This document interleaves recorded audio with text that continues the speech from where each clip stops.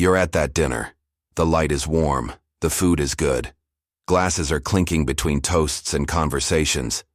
Everyone seems relaxed, immersed in a social harmony that borders on automatic. But your body is there, and your heart is clenched in silence. Someone asks if you can sort something out at work on Monday. It's not your job, you know. It's unfair. But before the indignation can reach your throat, the smile has already escaped your lips. You nod. You say, "Of course." And no one realizes what it costs you. As the laughter continues, you chew your food slowly, trying to swallow down the urge to scream. That old urge, which has been with you since you were a child, to simply say, "I don't want to. I won't. Respect me." But you learned too soon that being nice was the safest way. That to say no was to be mean, ungrateful, difficult. So you practice the art of restraint. You learn to hide discomfort with politeness, to stifle anger with kindness. You became an expert at avoiding conflict, even if it meant going to war with yourself. And the cruelest thing about it all is the emptiness that remains afterwards. Because even when you do everything right, help, please, adapt, it still feels like no one really sees you. They like the idea they have of you, the person who is always available, understanding, and predictable. But the real woman, the one who pulses behind the smile, that remains invisible. How many times have you left social gatherings with the feeling that something about you had been left behind? How many times have you accepted "it's okay" as an answer, when in reality you wanted to cry, scream, disappear? Being the nice one, the good one, the one who understands everything, this has plastered you down, as if you had to amputate entire parts of your soul in order to be accepted. You began to negotiate your authenticity in exchange for crumbs of acceptance. And now, even surrounded by people, there's a loneliness that won't go away. The strangest thing is that on the outside you seem at peace. You're even praised. They say you're incredible for putting up with so much, for always reaching out, for keeping everything under control. But no one realizes the cost. No one sees the tiredness in your eyes when you close the bedroom door. The pain of being just a shadow of what you could be. This video is for you.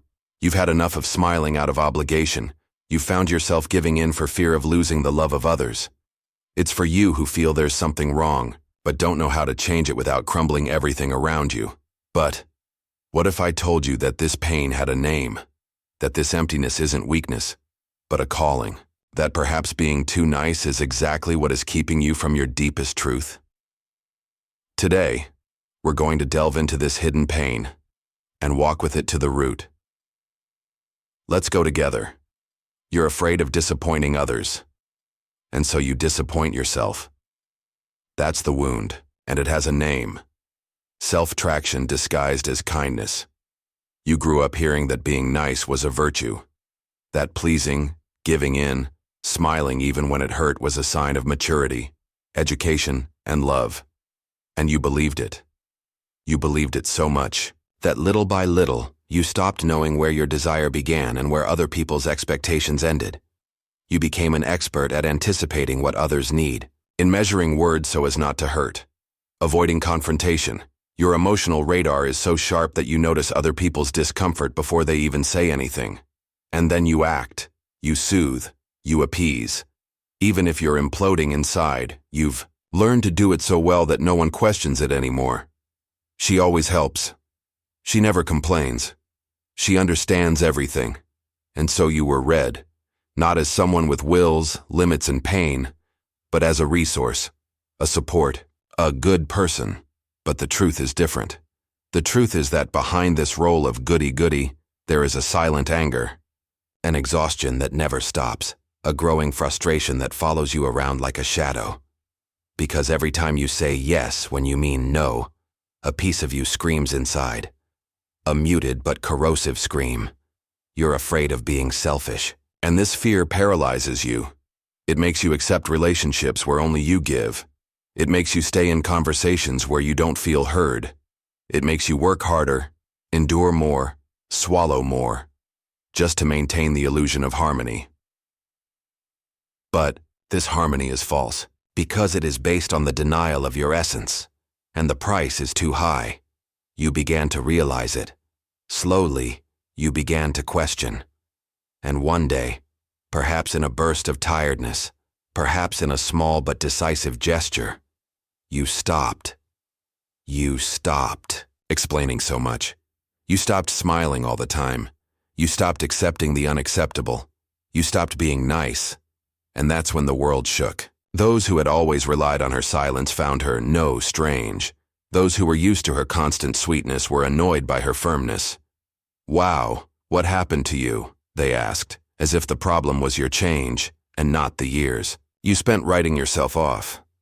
But the hardest part wasn't even dealing with other people's reactions. It was facing your own guilt, the guilt of finally putting yourself first, the guilt of stepping out of the role you were taught to fulfill. And this is where the real pain lies, the break between the image they created of you and the woman you really are. You no longer want to carry everything yourself. You no longer want to be admired for putting up with the unbearable. You want to be recognized, not for your usefulness, but for your truth. And yes, that's scary. Because changing this pattern means confronting everything you've believed about what it means to be loved. But what if this guilt is actually a sign of liberation? What if this discomfort is your emotional system readjusting to your true identity? What if stopping being nice is the first step towards finally being whole?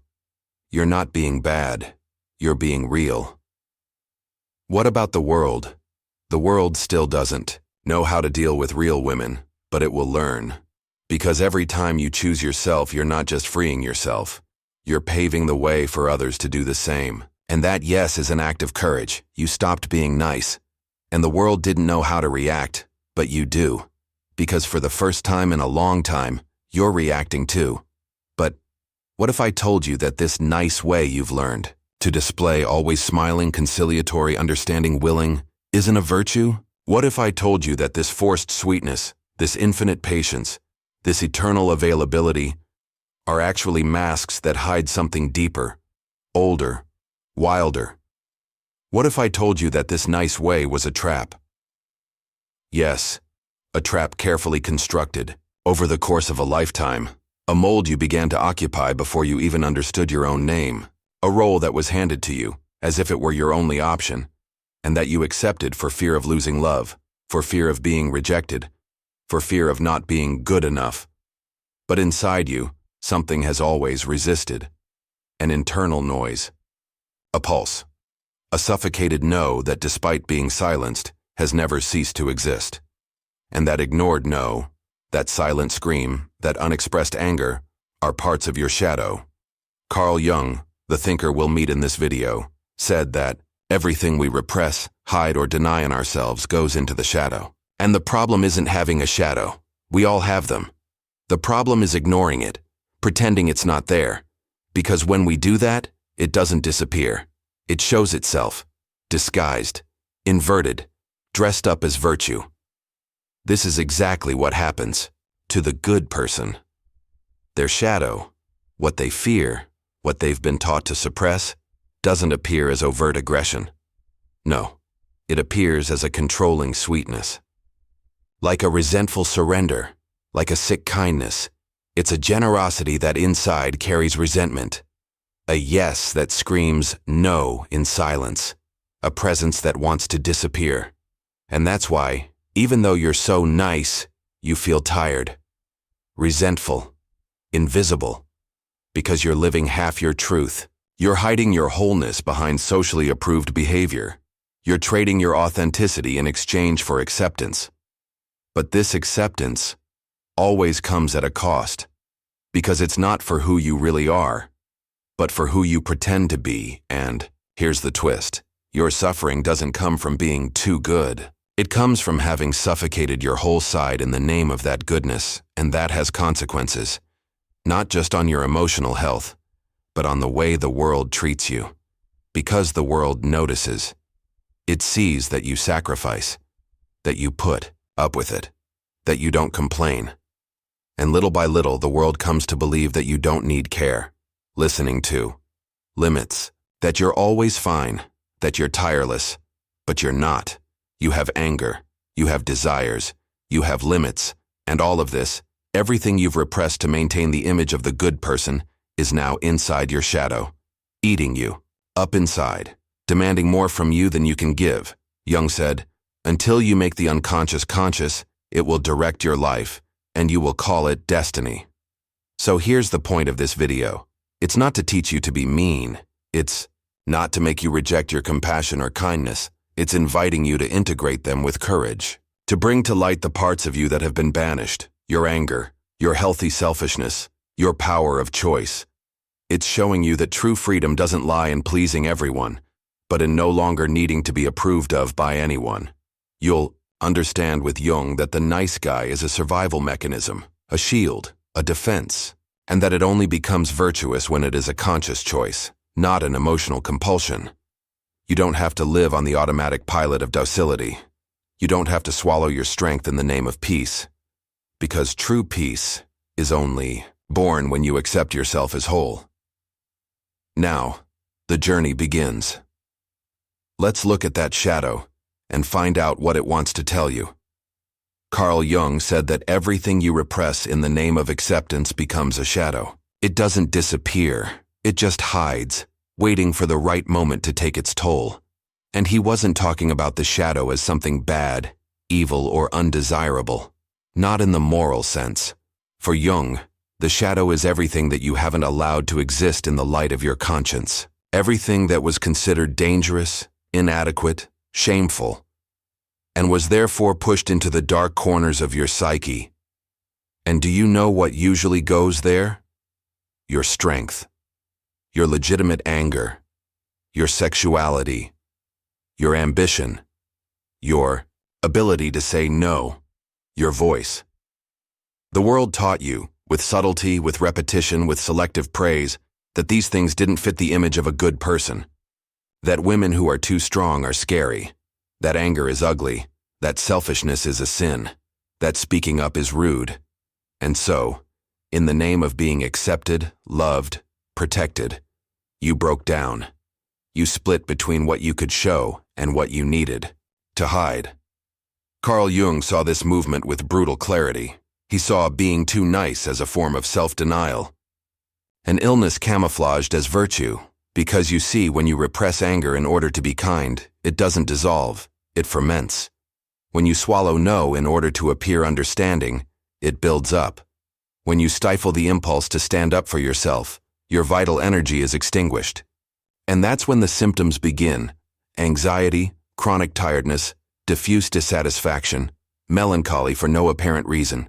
Jung didn't condemn the desire to be good, but he did warn, being too good all the time is dangerous. Not because goodness is bad, but because when it comes at the cost of oneself, it ceases to be a choice and becomes a prison. Think of a child who learns from an early age that they will only be loved if they are calm, docile, and obedient. This child learns to hide everything that deviates from this standard, but what they hide lives on. And it grows, and one day that child becomes an adult and no longer knows who they are, apart from what others expect of them. Carl Jung proposed that the path back to oneself begins with an act of courage, looking at one's shadow. And that means looking at everything you've tried to erase. It means admitting that your anger has something important to say, that your tiredness has a cause, that your desire to explode isn't a defect. It's a cry for help from your soul. It means understanding that even your resentment carries wisdom, because it points to where you have betrayed yourself. Jung said, "The shadow is 90% gold." In other words, what you hid because you thought it was bad may be just what you need most right now: your strength, your autonomy, your clarity, your intensity, your courage to disagree.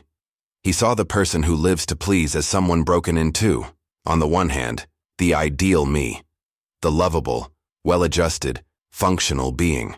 On the other, the real me, the one who screams in the dark, who wants space, who pulses.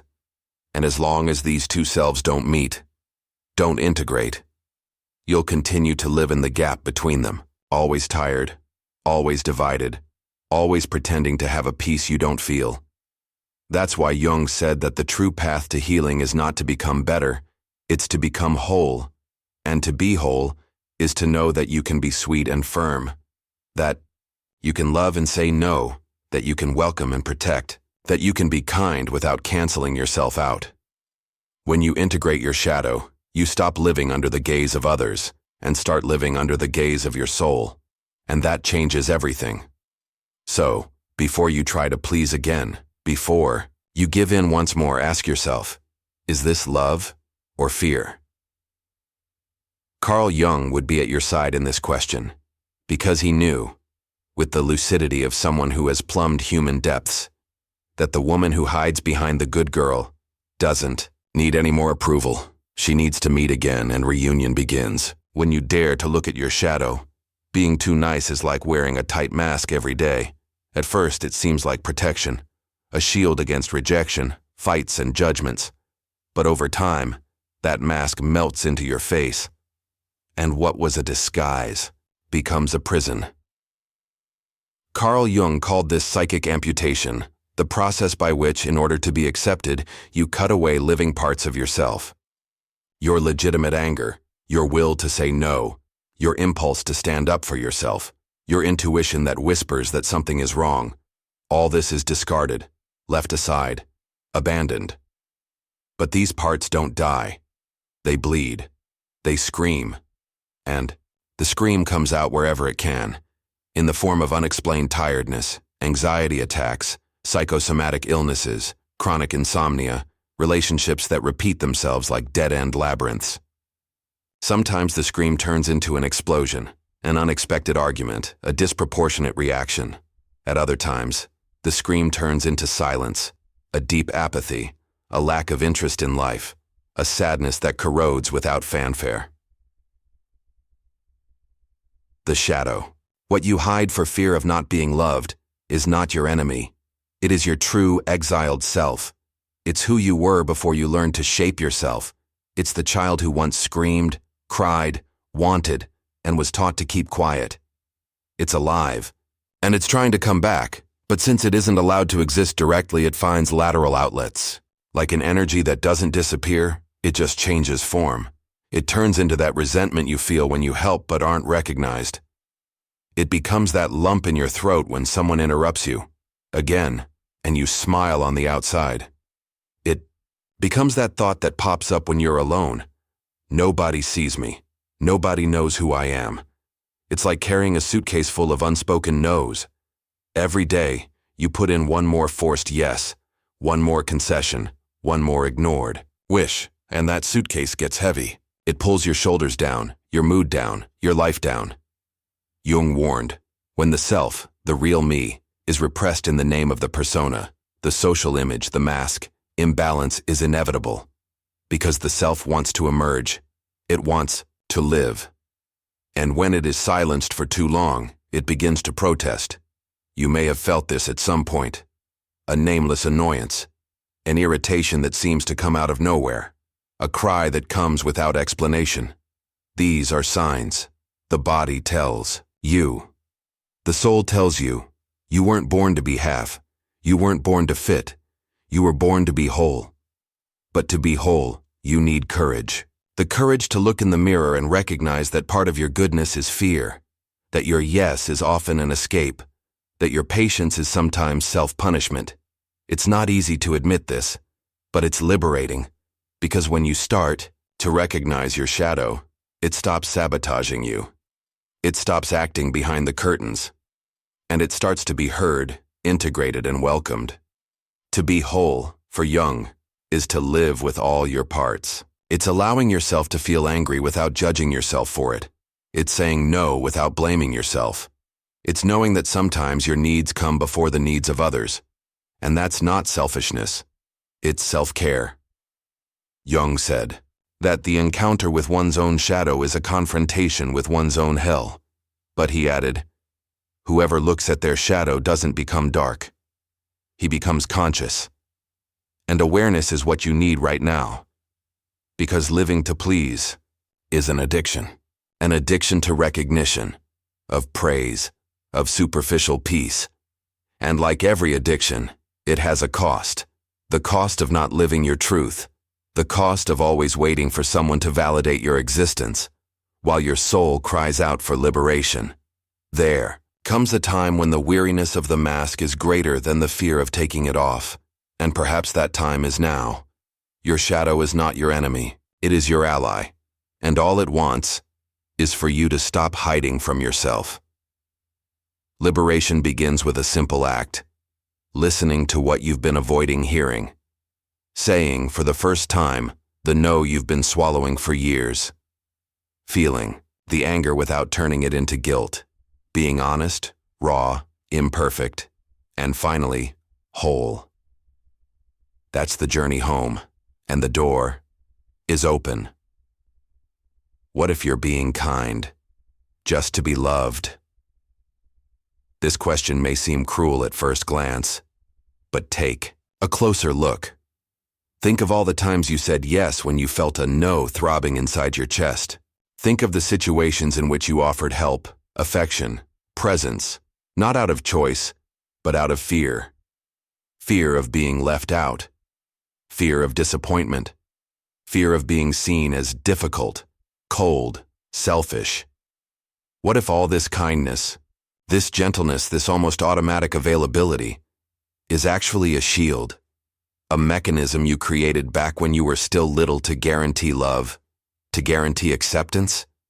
What if the price for trying so long to be the best you can be is yourself? Have you ever wondered that?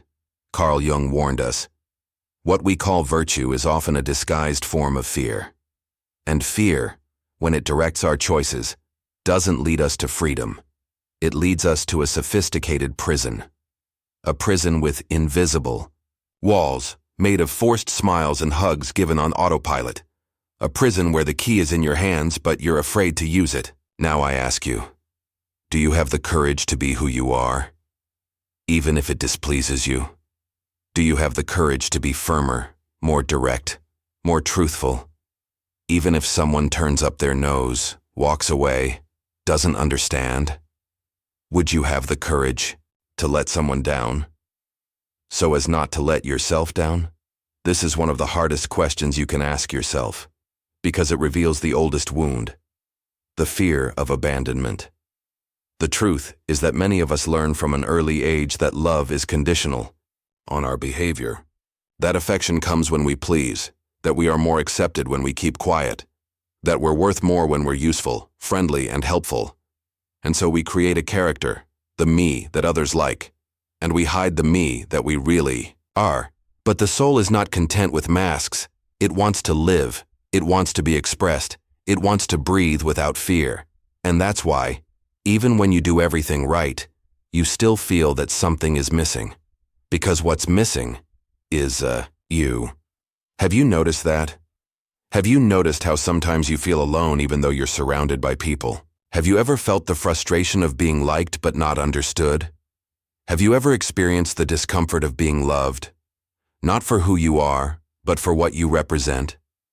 If the answer is yes, then you're already on the threshold. You are already beginning to awaken. But awakening comes at a price, because it requires you to confront yourself. Are you willing to stand by your no? To stand by your choice even when the other person frowns? To listen to criticism, judgment, rejection, and still move towards your truth? Because here's the blunt truth. Being authentic can mean losing the love of some. But to live without authenticity is to lose love for yourself. And that's what's at stake. It's not just about relationships, it's about identity, about soul, about wholeness. Jung said that individuation, the process of becoming who you really are, necessarily involves confronting the shadow. And this confrontation begins when you say, enough. I'm no longer going to abandon myself in order to be accepted. Think about it. How many times have you stopped saying what you felt in order to avoid conflict? How many times have you accepted unfair situations in order to maintain the appearance of harmony? How many times have you put on your good guy clothes, even if they tore inside? And now take an honest look. Where has this gotten you? What kind of relationships have you built? Do you really feel loved or just tolerated?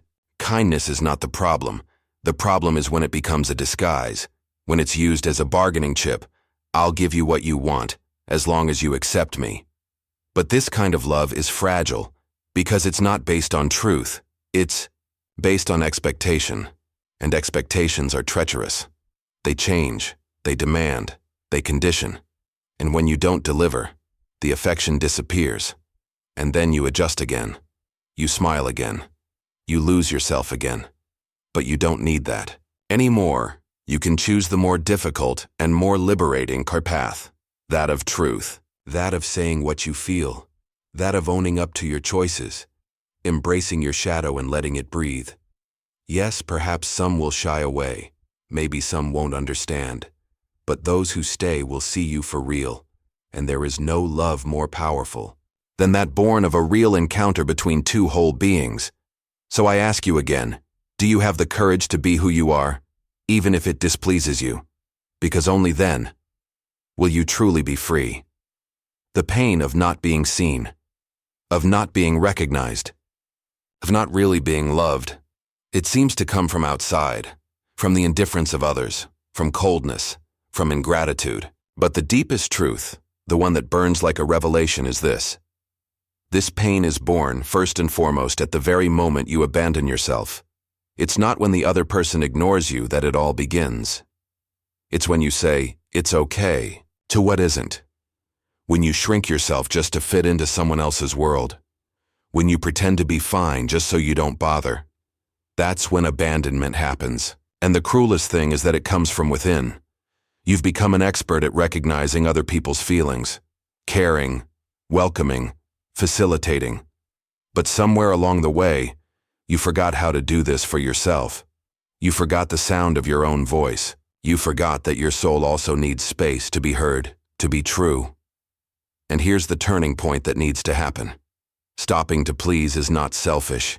It's a radical act of justice, of courage, of self-love. You weren't born to be other people's solution, nor to live up to anyone else's expectations. And what you've been calling kindness, politeness, being a good person, maybe it's just fear in disguise, fear of disappointment, fear of losing your place, fear of being rejected. Yes, the pain of rejection is real. When you start saying no, when you stop molding yourself, some people will move away. Some will be offended. They'll say that you've changed, that you're strange, that you've become hard, and that hurts. Because you wanted to be loved, you wanted to belong, you wanted to be accepted without having to fight. But pay attention to this. The pain of being rejected by others is real, but the pain of rejecting yourself every day is devastating. It erodes little by little. It silences your joy. It empties your presence. Every yes becomes a lie, every gesture a burden. And one day you wake up and you don't know who you are anymore. All you know is that you're tired, exhausted, empty. This pain is deeper, because it's the pain of having betrayed yourself. But now, something in you has awakened. Something is beginning to rebel against this structure. And that's not ruin, it's a sign of life. That something wants to emerge. Something you can no longer ignore. Carl Jung said that individuation, the process of becoming who we really are, requires us to let the false self die. That persona that was built to please, to belong, to be admired, and that hurts, because it's a symbolic death. But, on the other side, and there is birth, there is reunion. Stopping to please is like that, choosing the narrow path of authenticity. And at first, it may seem lonely, but it is on this path that you will find your own voice, your truth, your wholeness. You'll discover that you can say no without being mean, that you can walk away without guilt, that you can disappoint someone, and still be whole. You'll understand that the people who really love you, not your mask, but you, will still be there. Perhaps in smaller numbers, but much truer. And above all, you'll find yourself. You'll remember your strength. You'll recover your courage. You'll feel the immense pleasure of taking a stand, of listening to yourself, of choosing yourself. It's not easy, but it is possible. And it starts like this, with a small gesture, a firm no. A silence maintained when explanations were expected. A step towards your own center. You don't have to shout. You don't have to break everything at once. You just have to stop abandoning yourself. You just have to gradually put yourself back in your place. From then on, everything changes. Because when you start to really love yourself, the world learns, albeit begrudgingly, to respect you. You weren't born to please. You were born to be whole. Today, at the end of the day, or right now if you can stop, grab a pen and paper. Not your cell phone, not a digital notepad. Use the ancient, almost ritualistic gesture of writing with your hands. Because there's something about this movement that activates awareness, that brings out what was hidden. Take a deep breath. Mentally go back to your week, to your ordinary days. Work, home, family, messages exchanged, favors asked, silences swallowed. Now write them down. 3 moments in your week when you said yes, wanting to say no. It could be that out-of-hours work call that you answered even though you were sighing inside. It could be the invitation to coffee with someone who sucks you dry emotionally, but you went anyway, so as not to hurt them. It could be that it's okay that you replied to even though you wanted to cry. Write honestly. No frills, no justifications. Just describe it. Now, next to each of these yeses, write a second question. Why did I say yes? That's the key. Go deep. Write without censorship. Because I didn't want people to think I was selfish. Because I'm afraid of losing that person. Because saying no makes me feel guilty. Because I feel responsible for other people's pain. Let the truth come out, even if it hurts. And then write down the most important question. What am I trying to buy with this yes? Love? Approval? Peace? The appearance of kindness? Belonging? Security? And then, what am I missing? Your time, your peace, your energy, your identity, your truth. This exercise is not just a list. It is a mirror, a direct mirror of the emotional repression you have been exercising every day, in the name of harmony, in the name of love, in the name of being a good person. But at what cost? This practice is the first step towards liberation, because what is not seen cannot be transformed, and as long as you don't name these patterns, they will continue to act behind your choices, shaping your life without you realizing it. Carl Jung said, "You don't become enlightened by imagining figures of light, but by making darkness conscious." This exercise is exactly that, bringing light to what was dark, making conscious what you used to do automatically, and you can go further. You can also write, what do I wish I had said? How would I have acted if I hadn't been afraid? Because liberation doesn't just come from no, it comes from conscious choice, from the permission you give yourself to exist fully, even if it goes against expectations. Perhaps you realize that you are living with a system of invisible loyalties, the need to be seen as a good daughter, a good partner, a good friend, a good professional, and that these loyalties have been sucking away your authenticity, your brilliance, your real presence. But now you have a choice, and it starts with this role. It may seem small, but it's symbolic. It's the first place where you start telling the truth, where you stop pleasing, not the world, but fear, where you start to listen to yourself, to see yourself. Treat yourself with the same consideration you have always shown others. Do this exercise for 3 days, then for 7. Make it a habit. And with every yes you give from now on, ask yourself, does this yes bring me closer to myself, or push me away? Because you no longer have to live according to what is expected of you. The woman you are deserves to be heard. And that starts here, now, with a piece of paper, a pen, and finally a space where your truth can breathe. Jung wrote, "To become conscious of the shadow is the most difficult work of the human being." And now you understand why. Because looking outside is easy. Outside is the world that has taught you how to be, smiling, understanding, helpful. Outside are the compliments, the pats on the back, the approvals that come when you fulfill the role of the good person. Outside are the expectations you've learned to internalize as truths. Dreaming of looking outwards is comfortable, even if it's empty. But looking inwards, that's awakening. And waking up takes courage.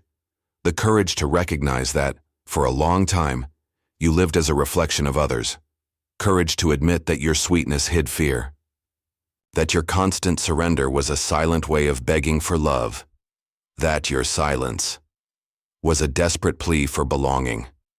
To look inside is to find your shadow. It's facing head-on the anger you've learned to disguise, the tiredness you hide even from yourself, the pain of being invisible in your own life. But it's also about rediscovering your power, your wholeness, your real voice.